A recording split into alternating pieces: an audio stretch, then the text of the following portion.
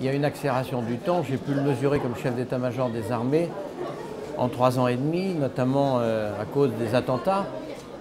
Mais globalement, un certain nombre de facteurs accélèrent ce phénomène, si je puis parler ainsi.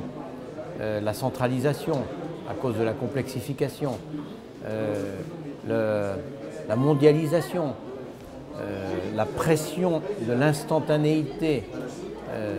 Par exemple, pour moi, lorsqu'il y avait un mort ou un blessé, la plus grande difficulté était de prévenir les familles avant que les agences de presse ne s'en emparent.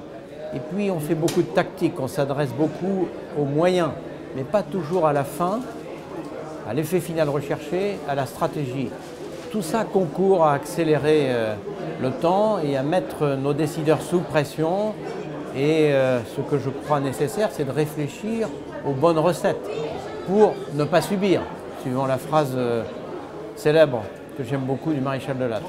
On doit pouvoir, à travers de méthodes assez simples, mieux gérer son temps et se dégager des masses de manœuvres en matière de temps dans la journée, dans la semaine, dans le mois, pour mieux réfléchir, plus réfléchir et essayer de cesser de subir en permanence.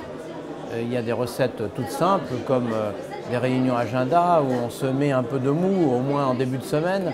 On peut peut-être faire des réunions plus efficaces. On doit pouvoir mettre l'humanité au centre de façon à ce qu'on soit plus efficace, plus rentable et que les gens finalement travaillent mieux. Il y a des tas de recettes. Le message, c'est que j'ai écrit un livre qui s'intitule « Servir » et que pour bien servir la France, servir les valeurs de la République, servir la paix.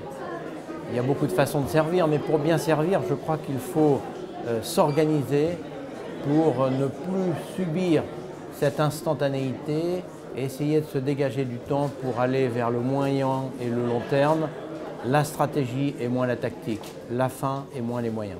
Voilà mon message.